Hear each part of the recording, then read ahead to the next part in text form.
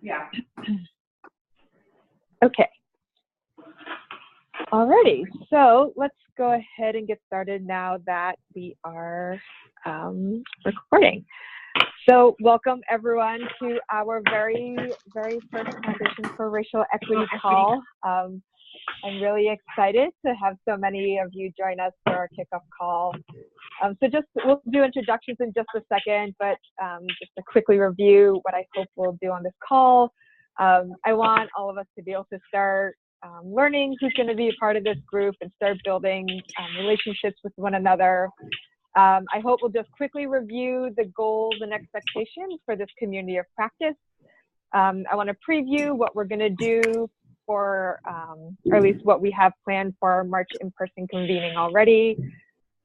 And then I also want to get back to this call on what we hope to learn, we want to do together, and what we need in order to make our convening in March a success. Just quickly, can everyone hear me? You're giving me a weird message. Yeah. Okay. All right. So let's start off with some introductions. I'm going to share my screen quickly.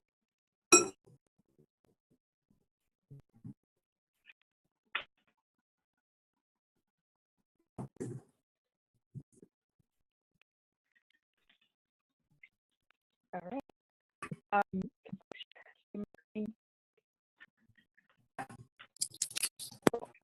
So I just want to first paint sort of a very broad picture of who is in this cohort. We had 28 people from 17 organizations sign up to be a part of this group, which is really exciting to see that there are so many folks across the country who are really interested in addressing inequities and homelessness. Also, really excited that we're going to have a pretty great diversity in this group, both in terms of race and ethnicity, but also in terms of geography, size of foundation, type of funding, things like that. So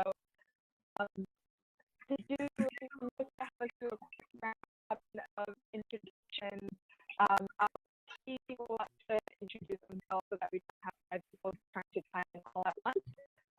But we're going to go by organization. If you could just share name, if there are any other folks from your organization who are participating in the community of practice.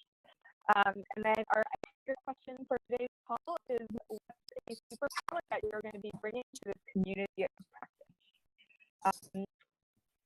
So I will kick us off and model this. I'm Stephanie Chan. I'm the Director of Membership Programs at Better Together to End Homelessness. And I think right now the superpower that I am bringing to this community of practice is, I think I am going to bring my strong organizational skills to this group so that you can focus on the work and the content instead of thinking about things like that.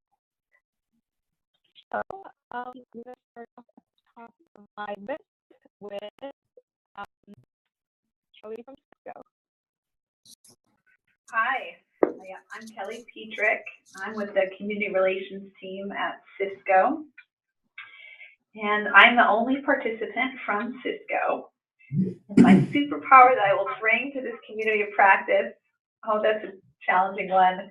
I think I will bring my ability to connect the dots. I think that's a lot of what I do in my role.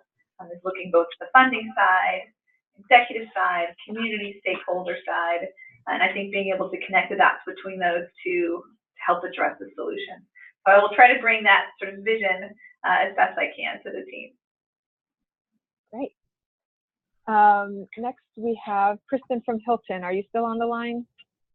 Yes, my name is Kristen Aldana. I work at the Conrad and Hilton Foundation. I'm the only participant. I think the superpower will be really wanting to move forward, even if we have some setbacks in some of our conversations. I'll have that positive attitude that we will get past some certain challenges. Great. Christy from Crown. Hi, I'm Christy Prawl from Crown Family Philanthropies in Chicago.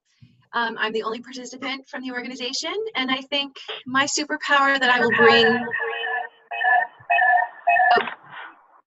is tenacity. Awesome. Do we have folks from Millville on the line? This is Becca. I'll go first. This is Becca Allen from Melville Charitable Trust. The superpower I will bring is constantly looking for the positive. Great. And I'm Susan Thomas with Melville, and my superpower will be fearlessness and not being afraid to speak the unspeakable. Love it. Hi, this is Amy from Melville. I'm the third and final person. My superpower will be just an amazing sense of humor for everybody. Just, and that's my first step. Looking forward to it, Amy. Great. Jody, do you want to kick things off for Meyer? Sure. Hi, my name is Jody Marshall, and I am a program associate at Meyer Memorial Trust. We have 3 total participants. Oh, actually, am I just doing me or my whole team? You can do you, and if your colleagues are on the line, they can introduce themselves. Oh, I can't see if they're on the line or not. I'm here. It's Elisa. Oh, hi, Lisa. How are you? I'm doing well. Thanks. Hello. Okay, so I actually was thinking of a superpower for all of us, but I'm having trouble thinking of one for myself. So it's okay. I think I'm going to skip the superpower part. Okay. All right, thanks. We'll expect an answer at some point, though. So maybe noodle on that. For Elisa, I do think I think we all have very strong individual talents and superpowers here. But I think one of the things that we had talked about earlier that we wanted to kind of bring to the group, I don't know if it's a superpower necessarily, is we have some experience doing some of this. So we were kind of looking forward to being able to share some of that, of like particularly what has been our rough and not as smooth elements of it, and then a couple of things that have worked well, and then we really want to hear from other folks. So maybe our superpower is having big ears, because we're going to listen a lot, and then share some of those pieces. Love it. And then is Michael also on the line? I think he had some stuff he had to take care of this morning, so he might jump on a little bit later. All right, great. Let us move on. Seema, are you on the line? Yeah.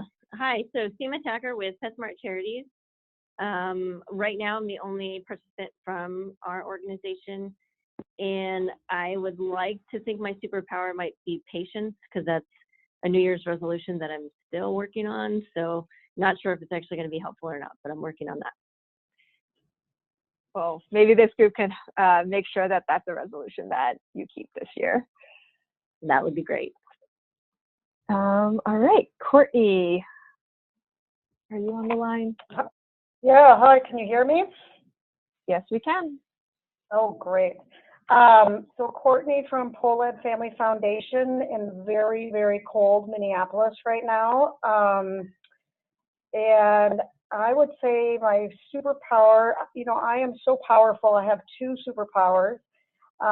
One would be I'm pretty much willing to say anything, even if it's a tough conversation, just with the idea that honesty is a very good thing. And then I think my second superpower that I'll bring to the table that somebody else also mentioned is a good sense of humor. Wonderful. All right, moving on. Debbie and Deborah. This is Deborah Bennett from the Polk Brothers Foundation in Chicago. I think my superpower that I will bring to this is deep listening and empathy. Listening for areas where we align and don't, and trying to figure out how to move forward. And this is Debbie from Polk Brothers Foundation, and also I'm a board member of Funders Together. I'm bringing my very large ears, but that's not a superpower. It's just something that I was born with. And I'm bringing two other superpowers. One is my ability to recognize a good idea and copy it. And so I'm excited to work with all of you and learn from the things you've done. And my second superpower is my colleague, Deborah Bennett, who you just heard from. Excited to be doing this with her and have the opportunity to learn from her and continue to work with her on these issues. Thank you, Debbie. All right, Katie and Casey. Great. Good morning. Can you guys hear me? Yes, we can. Awesome. So this is Katie Hong from the Rakes Foundation. My colleague Casey Troop is just wrapping up another meeting that we're hosting, so he's actually not in the room right now, but both of us will be participating in this community of practice, which we're really excited about. So I think a couple of superpowers I would love to mention. I mean, one is I think just our sense of curiosity and just really entering this work with a lot of humility and, you know, like we don't even know what we don't know yet, but just a commitment to remain curious. And then the second is our connection. I feel like we're very fortunate to be part of multiple conversations, and so I think connecting the dots and making connections is something that I personally love to do. Great. All right, and now let's go up to our friends in Alaska. Todd. Good morning. This is Todd Schenk from the Rasmussen Foundation, and I'm going to be joined in this effort by Dick Monsager, who's our senior fellow working specifically on homelessness.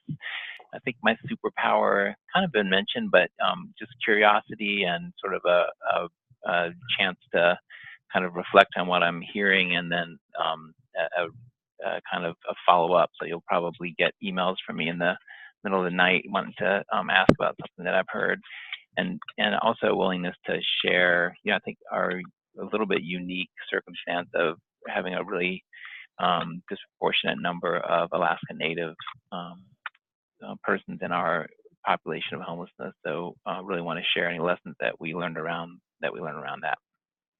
Yeah, I'm sure people will be really eager to hear that. All right, let's jump back over to Ohio. So, Adrienne, are you on the line from Sisters of Charity? Hi, Stephanie. This is Angela. Adrienne's not able to join this first call. Okay. But I'm here. So, hi, everyone. My name is Angela D'Orazio. I'm with the Sisters of Charity Foundation here in Cleveland. My colleague, Adrienne Mundorf, will be joining me in this community of practice. She'll be at the first in-person convening in March. I think a superpower that I will bring to this community practice is just a willingness to ask a lot of questions. And also a focus on the practical to the extent possible, and really thinking about how we operationalize some of these concepts that we talk about in this group. Great. All right, moving back over to Colorado. Julie, are you on the line?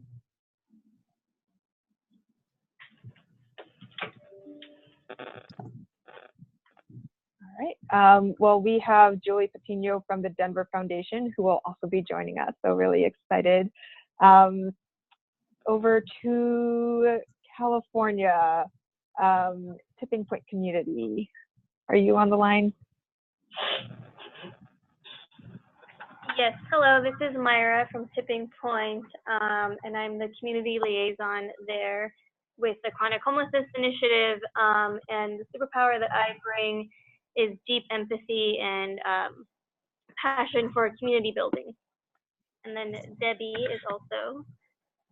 Hi, my name's Debbie Koski. It sounds like I'm the third Deborah or Debbie, so we'll have to sort that out at some point. And I'm the Senior Program Officer for Housing at Tipping Point, and I think my superpower is an ability to travel through a lot of different communities and worlds and feel comfortable there just because of my own life experience. Great. All right. Let's now go to Texas. Ashley, are you on the line?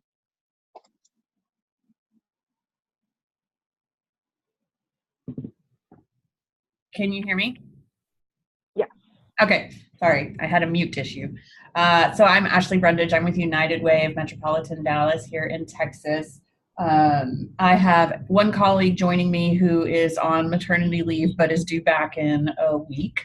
Excited to have her back. That'll be Missy New. And as far as my superpower, I would just say my desire to learn and understand, and we'll be probably asking a ton of questions. Great. All right. Vanessa, you're up. Hi, everyone. This is Vanessa Benavides. I'm with the United Way in Miami-Dade County. I was going to say in sunny Florida, but it's not sunny today, but I'm sure it's still warmer than a lot of what a lot of you are dealing with out there. I'm the only participant from my organization, and I would say my superpower is flexibility, just in that, you know, willing to go wherever the conversation leads or, you know, the work leads, and just kind of, you know, adjust as needed. So. Great. Flexibility is always needed. All right, so now let's go to Arizona. Do we have Cricket on the line? Hi, can you hear me? Yes, I can. Okay, great. I'm Cricket Weatherington with Valley of the Sun United Way, and I actually have one of my staff members in here, Diane Ovalle, today, just to kind of get an idea of what we're doing. And the superpower that I have is the same as everybody else's, it feels like. So I think empathy and a willingness to do what it takes. So that could be like a willingness to listen, or a willingness to change, or a willingness to make room. Just whatever is needed to move this work forward. Great. And now we have a couple of folks from United Way Worldwide. Are you on the line?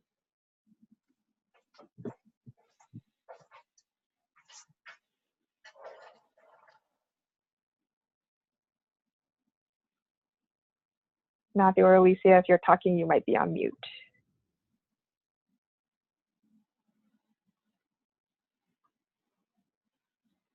All right, maybe they are not on the line yet, but from United Way Worldwide, we have Alicia Lara, who's the Senior Vice President of Impact, and then we also have her colleague, Matthew Aliberti. So should be a really, really good group. I think, you know, based on everyone's superpowers, we're going to have a lot of humor. We're going to have a lot of really big ears, and people will be listening intently. So I also hope the flip side to that is that folks will also be stepping up to share their experiences and their questions, and also what's happening in their community.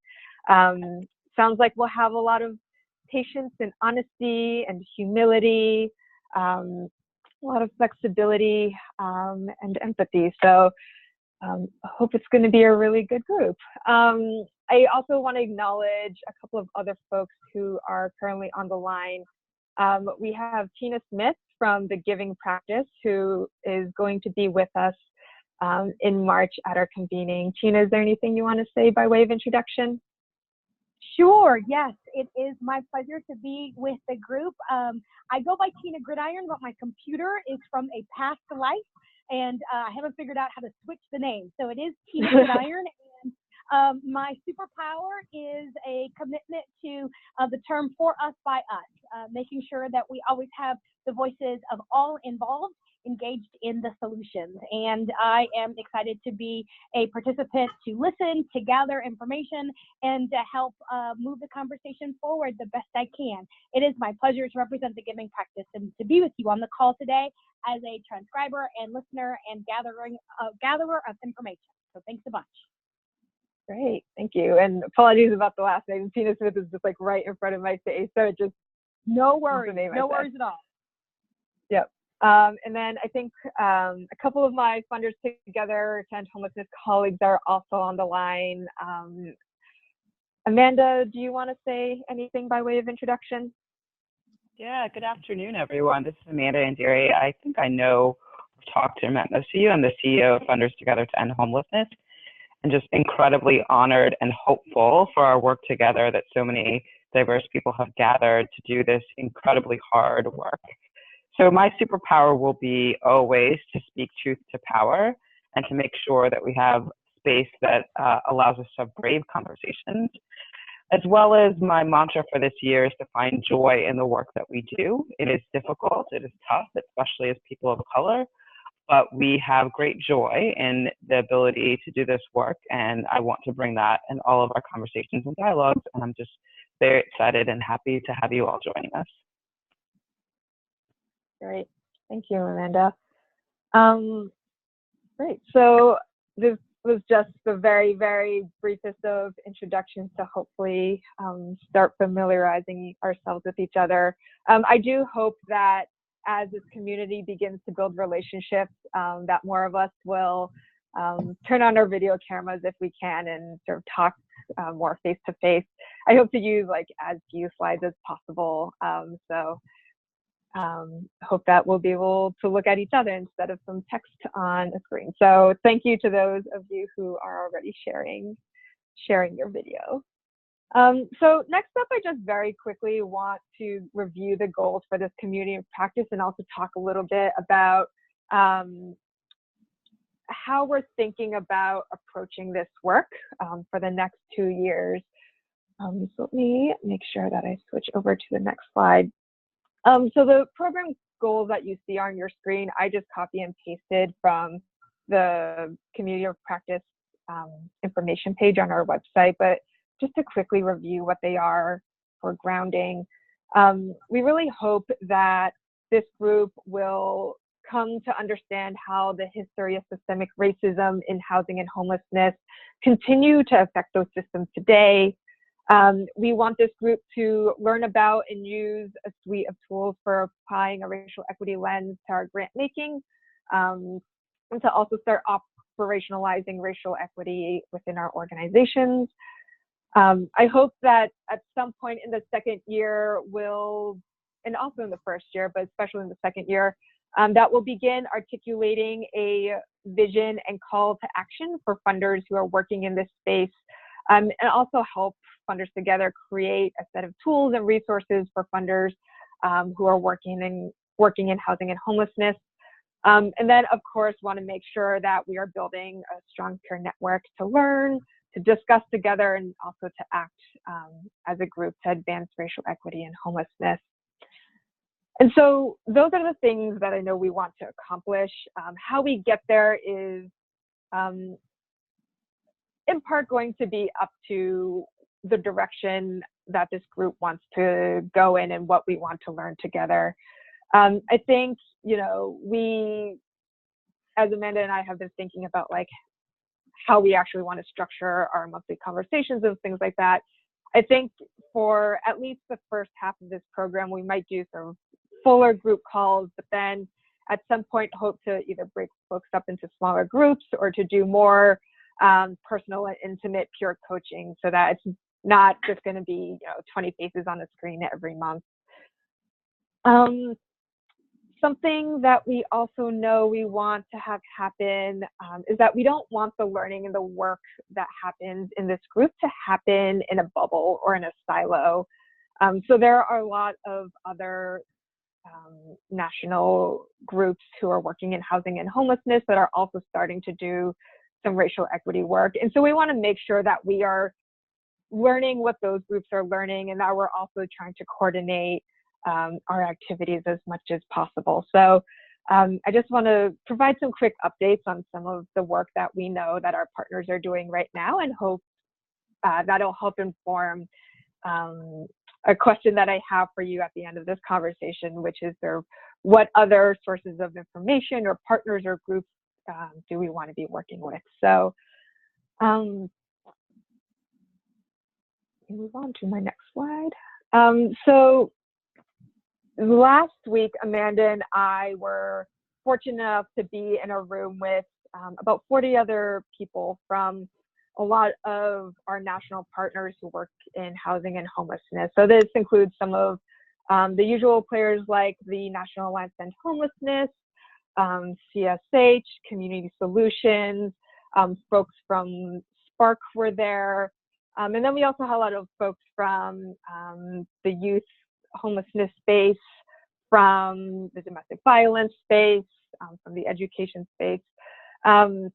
And so many of the folks who were in this meeting last week started meeting last February in Seattle at the Gates Foundation, which is when Spark sort of started presenting the data that's in their research on racial inequities in the homelessness system. And so last week, a lot of these national partners came together to sort of chart out what we needed to do and what we wanted to do as a field. And so over this 2-day convening that happened last week, our partners in the field talked about, the current state of affairs, what our ideal future state was. But then we also came up with a theory of change. And I should also take a step back and say that the name that this group is going by is the National Working Group on Racial Equity. And so in this meeting last week, we came up with this theory of change, which is that if we center racial equity in our work to end homelessness, in order to be accountable to people of color with lived experience, then we can expect a system that is effective, inclusive, and racially equitable. So this is a theory of change that I should know off the top of my head how many partner organizations were in the room, but this is a theory of change that other groups working in housing and homelessness said that, like, in some way we can all stand behind this and the work that our individual organizations do, and also the work that we're doing as individuals. We want it to roll up into this theory of change. After the National Working Group on Racial Equity created this theory of change, we also started charting out sort of the what next, and we separated ourselves into 5 sort of sub-teams that will work on different projects, hopefully support this theory of change. And let me go to my next slide. So there are 5 teams. There's one smaller team that I'm going to be a part of that's going to try and think about definitions and strategies for implementing racial equity at sort of the individual, institutional, and national levels. There's a small team, which is team funding, that Amanda sits on, that's going to be thinking about how to fund racial equity work at the institutional and systems level. There's going to be another team that's going to be focused on leadership development and culture change.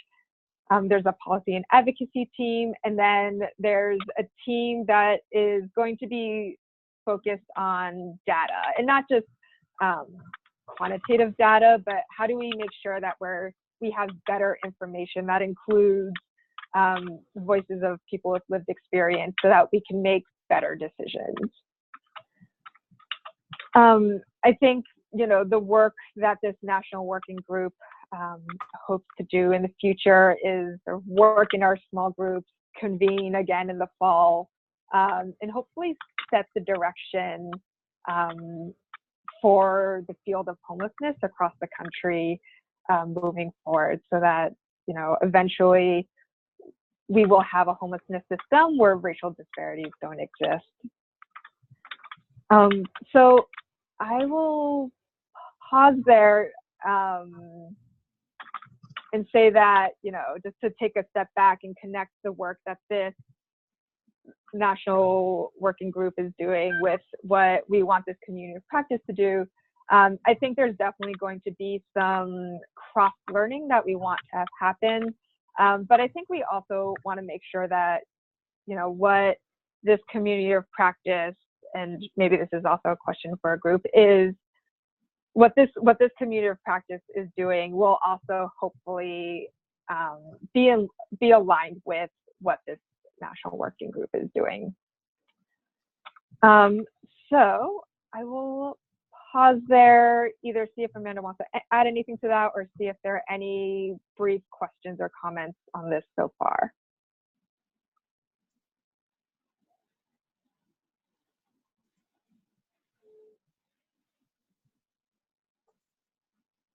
Great. I have a couple of other updates on sort of what's happening on a national level.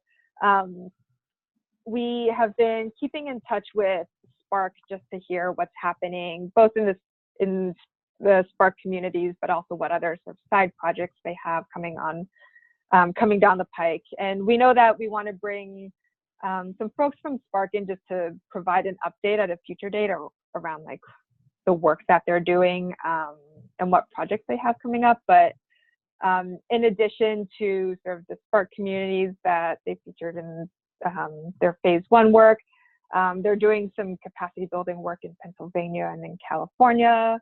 They're soon planning to start some work in Ohio and Minnesota, in Northern Virginia, and then they're also working with groups like Heartland Alliance and CSH.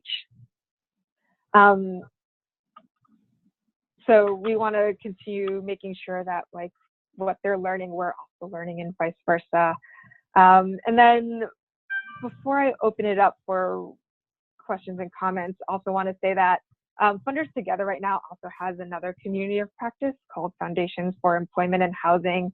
And we also want to make sure that this community of practice has some overlap with that community of practice. So I think we were hoping that for our fall convening, that there'd be at least a day, half a day or a full day where this community of practice is meeting with that community of practice to talk about the intersection of housing, homelessness, employment, and racial equity. So I will pause there. Yep. Go ahead, Amanda. Hi, I just also wanted to say, in addition to the Spark communities, we do have on our radar that there are several other communities that are not working within Spark that are addressing racial equity, and we'll be bringing that information forward. I know some folks from LA on the line that are doing some of their own work outside of Spark, but going deep into racial equity. So that also will be a part of the work that we're doing to bring in other communities that are starting to address this issue. Yeah, thanks, Amanda. So one question I have for the group, and this is a moment where I see the group having input in shaping sort of the conversations that we start planning out for the rest of the year, are sort of what other sources of information or work do we want to stay informed about?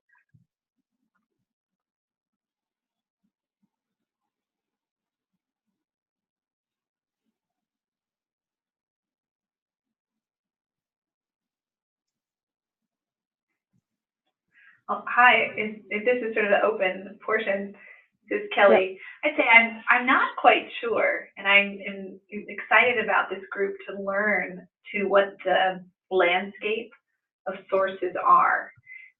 So I sort of don't know what I don't know.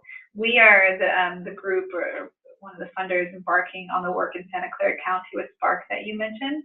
So I'm really excited to learn a lot through that process as it kicks off actually next week. And can certainly help continue to inform this group on what we learn and our challenges as we move forward.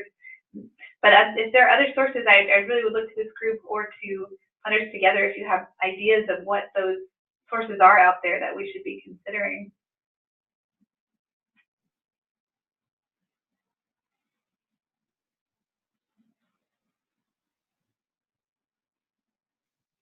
Yeah, I think just to address that question. I think, you know, we can definitely bring in a lot of what's happening with our partners in the field, but also know that there are things happening in local communities, and just want to offer an opportunity for folks to say that, to weigh in on, you know, either initiatives that are happening in their communities that they want to put on the table of, like, let's, you know, put a pin in these sources of information, or if people know of work that's happening in other systems, such as like the criminal justice system, that they think we should also be making sure that we're talking to.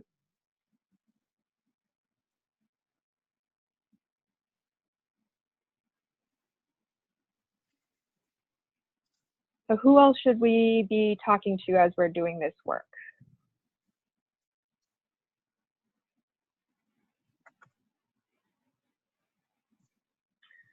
This is Deborah from the Polk Brothers Foundation in Chicago. So when you said criminal justice, it sparked me thinking about all of the efforts around ending money, bond, or bail, the same thing. It's often, you know, it's pretrial detention of people who have, you know, not been convicted of a crime, but basically are in jail because they can't afford bail or bond. It is a racially unjust system, and people of color are disproportionately represented. And in Chicago, some portion of that are people who are experiencing homelessness, or I should say Cook County. Right. Hey, Stephanie, this is Katie. I was just using the chat box to put in my suggestion. I mean, I do think one source of information, obviously, is from this community. I just would love to learn more about what each of us are doing and what have we learned and what are key challenges. So I hope at some point we'll be able to do that. I think the other thing, I mean, I think what makes this group unique is that we're a group of funders wanting to do this work to both advance our own grant making for us to become more effective, but also as a philanthropic community, what might we do as a sector to advance these issues as well. So I think in terms of lessons learned, if there are other grant makers or other groups of funders who have really taken on this type of topic, and then what have they done as a sector in kind of their particular issue area, whether it's grant makers for education or grant makers for health, or you know, there's the philanthropists for racial equity. I mean, just in other sectors, I think that kind of learning could also be really helpful. That's a really great point. Thanks, Katie. Anything else?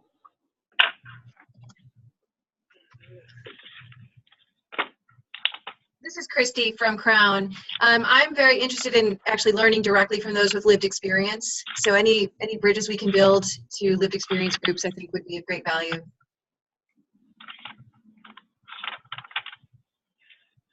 Great. Absolutely agree with that. All right. Any other thoughts? Again, this is Deborah. So I think that there are a lot of funders across the country that are talking about racial equity. So there is a group called Race and Equity in Philanthropy Group, REPG. It's not sector specific, but it may be worth talking to them. They're in the process of trying to form communities of practice around the country, and are talking to funders in Chicago about a community of practice around racial equity. Awesome. Thank you for that, Deborah. And just FYI, there's one in New York, and they're, I think, working with another one in Atlanta. Awesome. This is Todd, and I was also thinking about some of the, you know, about some of the sectors that are maybe have done some of this work around equity as it relates to data, maybe more deeply than we have in homelessness, or just differently. And so I'm thinking about PolicyLink and some of those organizations. So it'd be interesting to think about what resources we could tap into and our specific data. Great, thank you. All right. Any other sources of information or things people want to mention right now?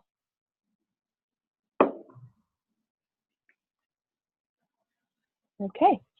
So for the next couple of minutes, I just want to share some expectations with everyone. And this is both expectations of hopefully what you can expect from us, Funders Together, but also want to just throw out a couple of expectations for the group and how we want each other to show up in this work. So for what you can expect from Funders Together to End Homelessness, as I said at the very beginning of this call, we have a lot of people who are going to be a part of this group. 28 is sort of the biggest cohort program that we've had. And so we're going to definitely do our best to create an inclusive, brave space for people to show up authentically. And we're going to do our best to try and foster relationship building so that people can really have honest and real conversations with each other.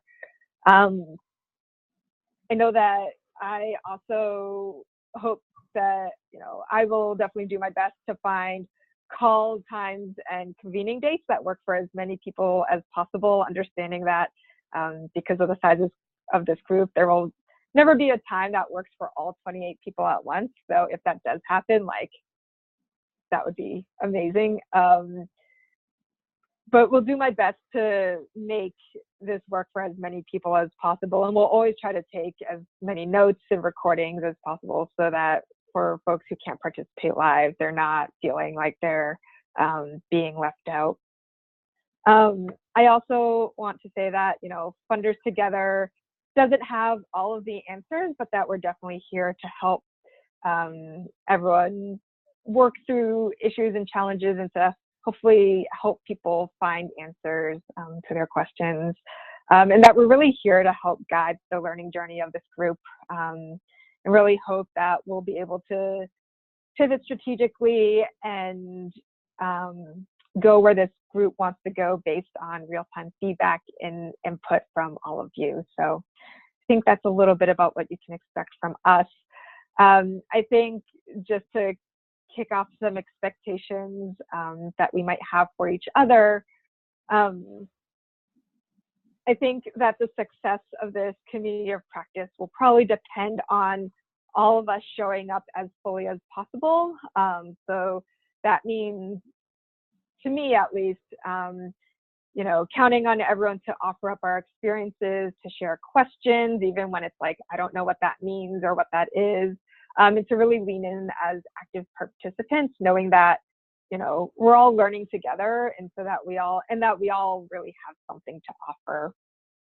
I think that we're also all going to be responsible for taking what we're learning back to our own communities and to our own organizations, and knowing that, we are representing our organizations and communities in this group, but that we're also the conduit for information back to our organizations and communities.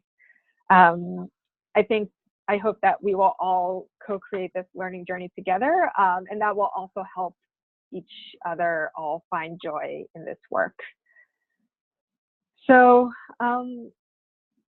would love to just quickly hear if there are any other expectations that folks have of either Funders Together or of each other.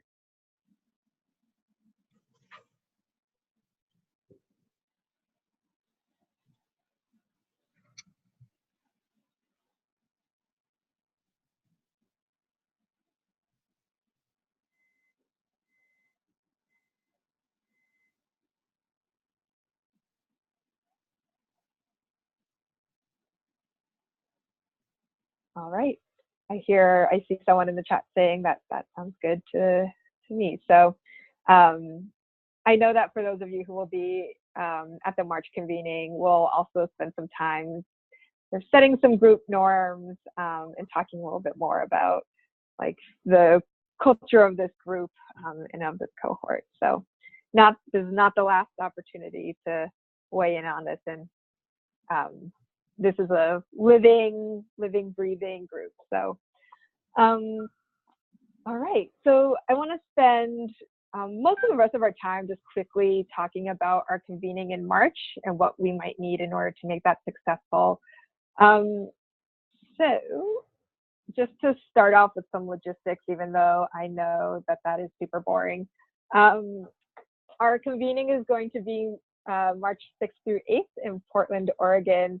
Really excited that we'll have our friends from the Myra Memorial Trust joining us.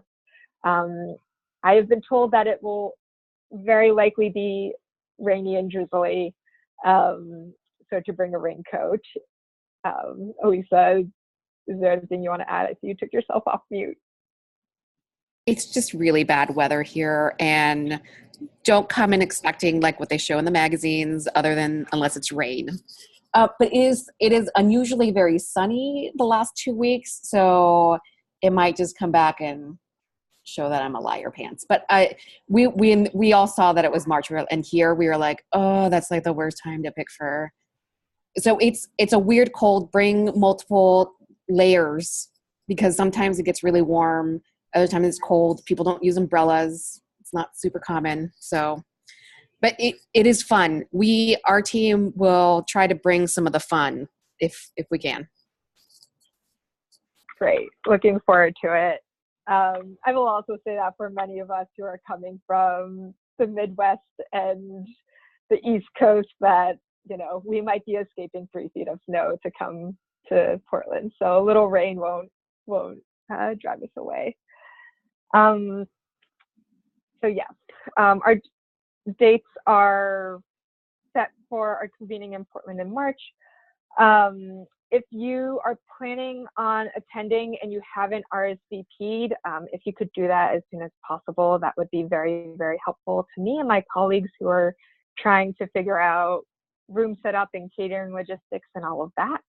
And then also, quick note, an update on the hotel block. We are hopefully signing like final paperwork on that today. So hopefully in the follow-up email after this call, I'll have a link for the hotel block. Yeah, those are the quick logistics that I wanted to make sure everyone knew.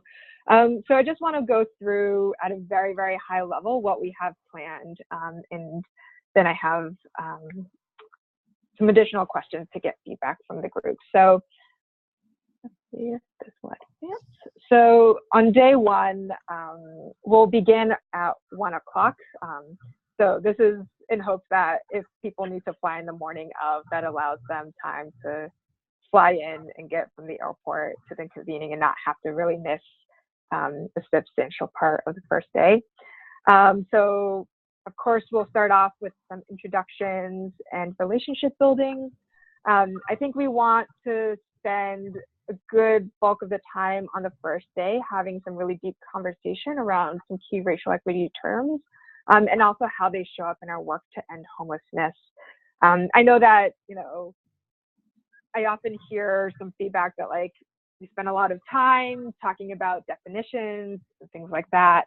You know, when can we just get to like action and implementation? And I just want to like say that I think it's really important, especially since this is a new group, and people are entering this conversation from different points, that we do spend some time up front just making sure that like we know what we're all talking about, and that this conversation is not just like, what does this term mean and what does that term mean, but is more a conversation about like, how do these concepts show up specifically in our work to end homelessness?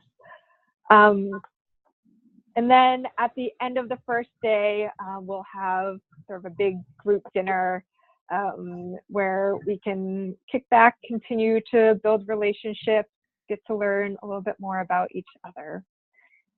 So that is day one. Any Stephanie? questions? Yep.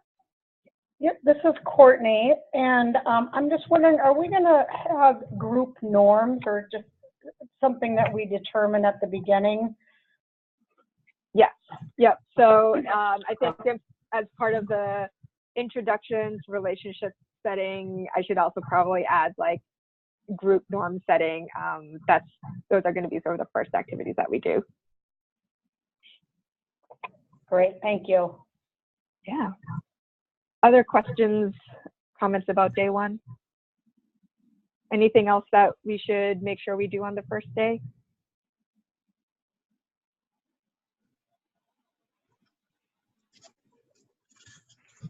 No, looks good. All right. Hey, Stephanie, actually, this is Katie. I'm wondering, and you might already be going over this, but as part of our application, I know we sent you or answered some questions around like, what are we hoping to get out of it? And like, will we, before the actual in-person convening, can we get a list of all the participants and just whatever information you've already collected from us so that we have a sense of the community before we actually go to Portland? Yeah, yep. I am planning, everyone will get at the very least a list of everyone who is participating in this community of practice. I think in terms of some of the things that, the answers to some of the questions in the application around like what people are hoping to get out of this. I think some people wrote a lot, some people wrote a little, some people got a little more personal. So I think like I'm thinking about like how to structure that in a way that like people would feel comfortable with. So that is all to say, at the very least, there will be a participant list, hopefully with links to bios and things like that. I'm still thinking through like whether or not there are aspects from like either the intake calls or the applications that like we would want to share beforehand. But if not, like that's definitely something that we want to build into like the March convening in terms of like getting to know each other and getting to understand what people want to get out of this program. Hey, Stephanie, I think that's a great point of, what's the level of confidentiality and how we create a safe space. So I think thinking that through and being able to talk about that on the first day is great. And we may be sharing some things that are challenging or controversial to some groups. And so also understanding when we share what's the level of confidentiality we should expect in those different types of sharing is helpful as well. Great. Thanks, Kelly.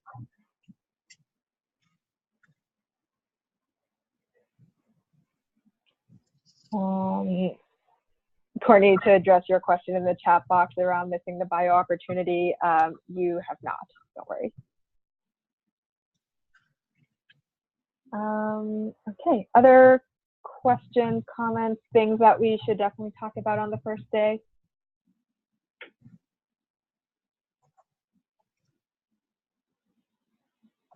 All right, let's move on to day two. So day two is slightly TBD right now. I think, as we were piecing together what could happen on the second day, there was some interest in completing a racial equity back map for the homelessness system. So for those of you who have been participating in our Race Matters Institute webinar series, you know that during our second webinar, we walked through how to create a racial equity back map. For those of you who weren't part of that webinar, that racial equity back map is a way to visualize all of the root causes that result in a disparity, and to connect different systems to each other, and to really root like that in data. So I think, we've heard that it might be really interesting to like complete a racial equity back map, especially since we do have like data on the national level around racial disparities of people of color experiencing homelessness. So we're thinking of maybe doing that in the morning, having lunch, and then in the afternoon, we definitely wanted to have some kind of learning session, whether that is people really just getting an opportunity to share and hear what's happening in their community and other people's communities, whether that's having a conversation on a specific racial equity topic like white dominant culture, or if there's some other like skill building that we wanted to have, this would be the time to do it. And then we would close off day 2 with optional dine arounds for dinner. So as you can see, day 2 is still pretty open, but we'd love to just hear people's thoughts, both on like creating a racial equity back map, and then also if there are specific conversations or like things that we want to learn during the afternoon of the second day.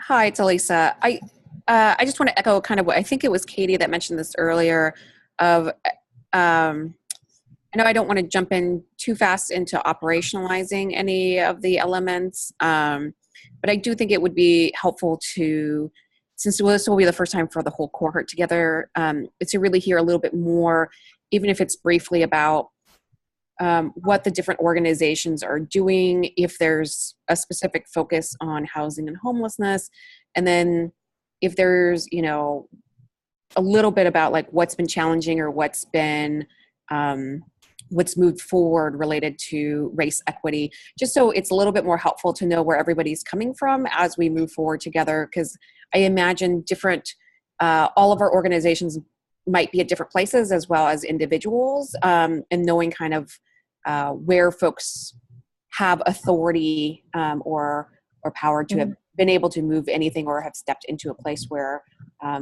things have moved forward a little bit more. It might provide a little bit more understanding and empathy between the back and forth about where folks are coming from.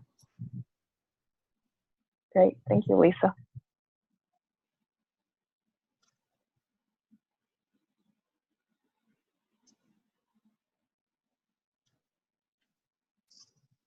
Katie echoes that in the chat box. What other thoughts do people have?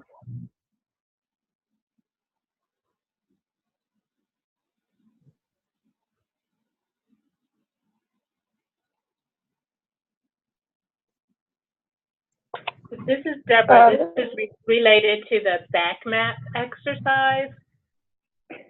So back mapping is most effective when it's based on data and you know, not people's opinions. And I've seen it go, you know, I've seen it both ways and seen it go awry when people are trying to do a back map based on, again, just their opinions. And so how will we ensure that the back map that we create is based on accurate data? It's a great question.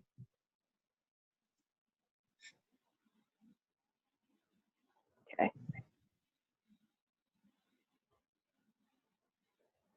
This is Courtney in Minneapolis. I would love to get some insights from others around how to genuinely get input and expertise from people with lived experience. So it's not just a check the box or a feel good that we did it, but really having that expertise and seeing it as an expertise and informing the work. Great. I know that was something that I think Christy said she was also really interested in. What are other people's thoughts on that? Is that sort of something that people would find really, really helpful? Hi, this is Susan. Just joining those prior two comments about the risk of people's opinions in lieu of data, and then also people with lived experience. And I don't know what this would look like in this session or even if it's possible, but it's most helpful, I think, to have a mixed group doing the back mapping, because we all come with a certain lens. We all have our own biases, and we're all from philanthropy. So our point of view is maybe, you know, it may not be a diverse school of thought. And so how to mix the group with people, or I don't know how to mix the group with people who come from different vantage points, have different roles, and also have lived experience. I think if that could be pulled off, it would be a really valuable experience. Yeah, I think that's actually a really good point around like needing sort of different perspectives to do that. So, you know, I think if we were to do something like the back mapping activity, it would not necessarily like be a completed back map, but then maybe it's something that like gets turned over to like other groups to take on and like bring in different voices. But also maybe it's something that we actually don't do during this first convening, because it sounds like, you know, people are really also interested in learning more about what's happening in people's organizations and in their communities, and talking about sort of really authentically engaging people with lived experience to do this work. What other things what other either skills do people want to start building, or conversations do people want to start having during this March convening?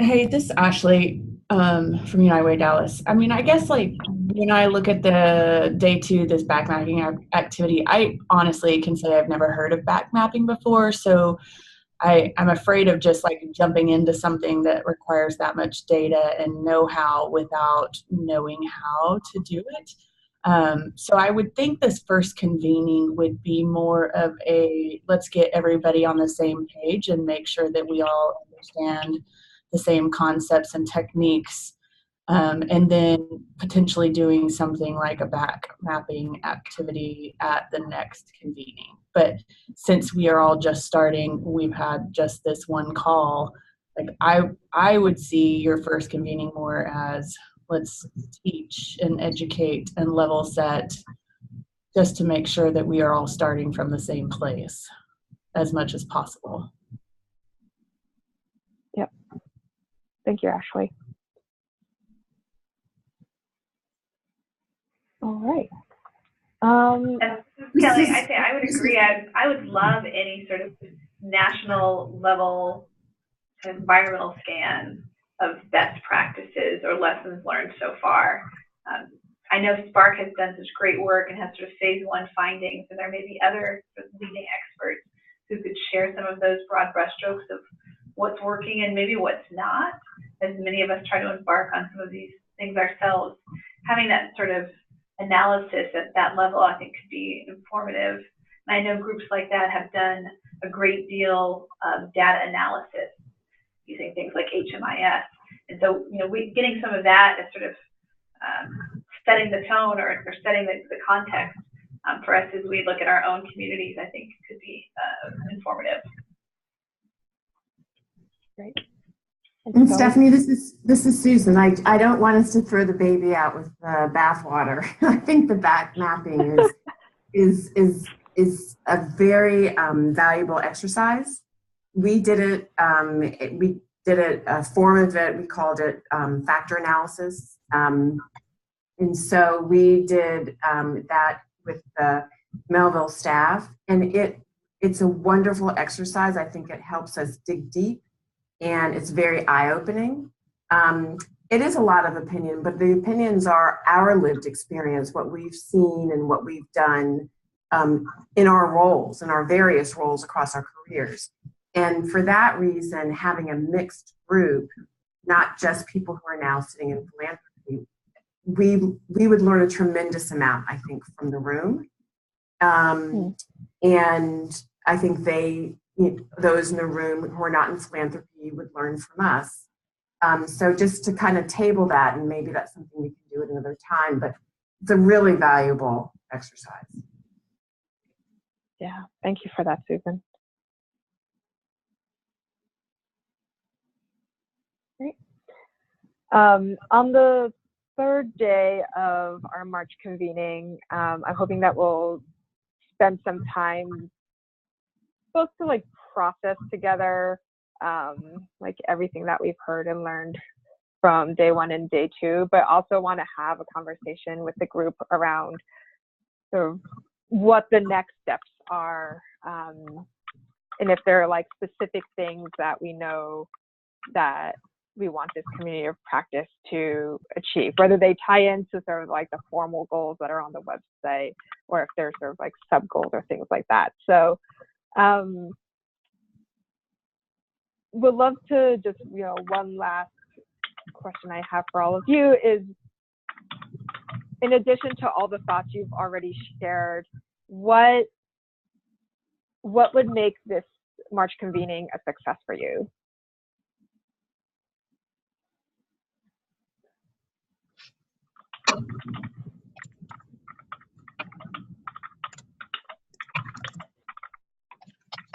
This is Courtney in Minneapolis. For me, it would be going beyond theory and kind of the intellectual part of the work and being more grounded and action oriented. That would be most helpful for me. Okay.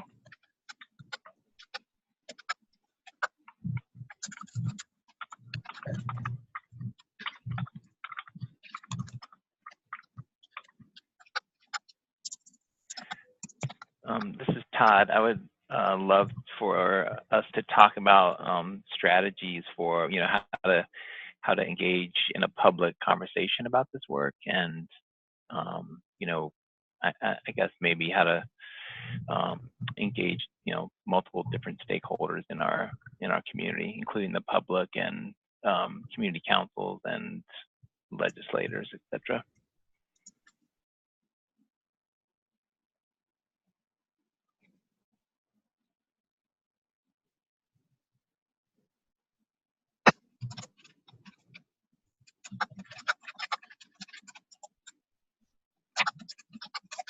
Some comments in the chat box include tangible ideas I can implement in my own organization. Success is building relationships with my co-learning buddies and getting a sense of our shared work together. And what do we want to accomplish together as our community of practice? What's our work and how will we do it? So sort of maybe setting some guardrails on sort of what's in our purview and how we're going to do it. And then Lisa says, starting to create a network and breakdown of the isolation. This should be part of a larger movement. So yes, absolutely. All right. I am really excited about March. We are going to be working with the Giving Practice we're bringing them in to facilitate this convening with us. So really, really excited to be able to create this space for these conversations to happen. In terms of, let's see, my next step, some quick next steps. Our next call is going to be on February 14th at 12:30 Eastern Time. I'm hoping that call will be sort of like a little less like what do we hope to accomplish together, but that we can really spend more time talking with each other and to really start having some of those conversations about, what are we doing as individuals, what's happening in our organizations, and what's happening in our communities. Just a quick reminder to RSVP for the March convening if you haven't already, and to start booking your flights. And that is all I have to say now. Would love to see if anyone has any closing thoughts or reflections. Amanda, if you want to say anything, feel free to.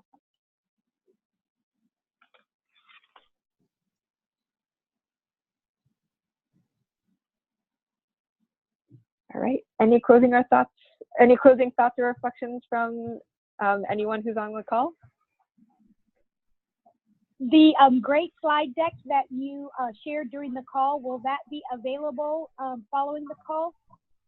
Yes.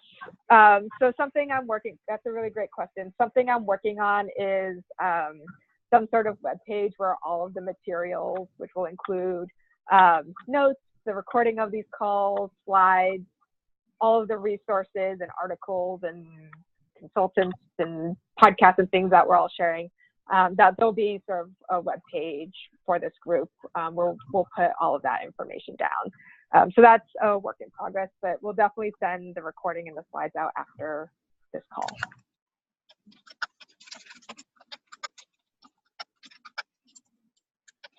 All right. Any well, other thank you so much. thoughts or This is questions? Kelly from Cisco in the Bay Area. Thank you so much. I'm really excited to be part of this and to get to meet all of you and really deepen my knowledge and learn from this great group. So I appreciate all of you, and thanks for organizing this, Stephanie. Great. Thanks, Kelly.